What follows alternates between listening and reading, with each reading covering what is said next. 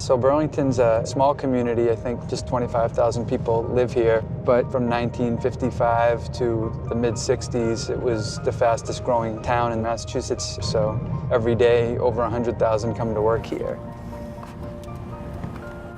It's a great place to live and to raise a family. And it's really a tight-knit community. And there's great support for the kids here, and I think the kids can feel that.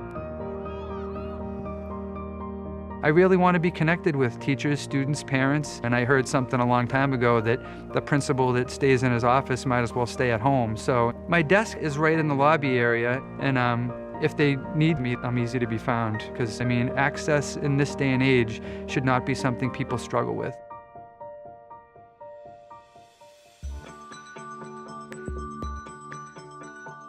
We talk about what does innovation look like, what does an engaging classroom look like.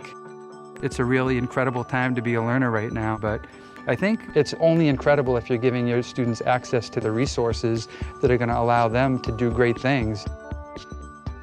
Our students are in a world where technology is around them all the time. We can't expect them to learn if we put them in an environment that doesn't have it. Our job as administrators is to put more resources on the table for teachers and for students. Now we have every kid in the building walking into their room with an iPad. The biggest reason the iPad was the device that we could go one-to-one with here at the high school was that we felt, and we still do, that it was the best content delivery device, and it was also the best content creation device. And for the first time, we had it in one package. So students wouldn't have to go to a different device to work on a different task. They could use the iPad for everything in their classes. El lobo está cerca de mi casa. The real push that we're going for here at Burlington is towards project-based learning. So now I'm assigning larger projects to students. I'm giving them more freedom to dictate the terms of those projects. They can use the iPad and say, I'm going to do a video, or I'm going to do a paper, or I'm going to do a website. It just opens up far more options for them than we ever had before. I think the way we educate students is fundamentally changing as a result of this. A lot of schools made a mistake spending money on the same items year after year, even though those items are no longer needed. We don't need to put in those big computer labs that were just used for research and word processing, because when we have the iPads, we have research and word processing with every kid all day long. So as a prophet, he's the religious leader.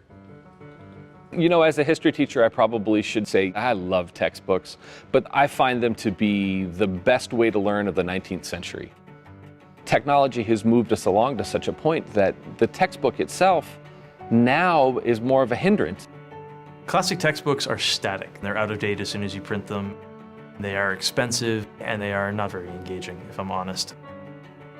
I've used iBooks Authored for designing a lot of our own textbooks. It's a great authoring tool to be able to provide a really rich experience that's beyond just text on a page.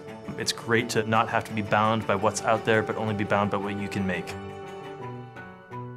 Students are now helping the teachers develop curriculum, or they're suggesting something to do in the class with the iPad. It's an active thing. Everyone is learning together. And you have students just loving what they learn a lot more. There's access to more information, and the whole school day is just more dynamic, and it's a lot more free-flowing. And everything's just so much easier. In respiration, what was making a move was oxygen's down at the bottom of the electron transport, and the electrons are being pulled. The impact of the iPad in the classroom has been tremendous. It's been an amazing learning tool for my students. Everything's much more current, much more present, and students can actually resonate with it better. When you open it up to a student and say, go find this and show me in your own words and in your own way, it becomes a much more powerful and lasting learning experience.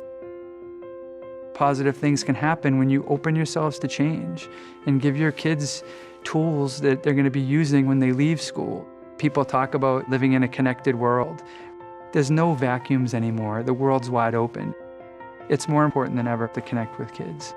When you choose to work in a school, then you make a choice that you're going to care about kids. If you don't think that's part of the job description, then you picked the wrong job. I feel like I have the best job in the world. Because, I mean, what's better than changing the path of somebody's life?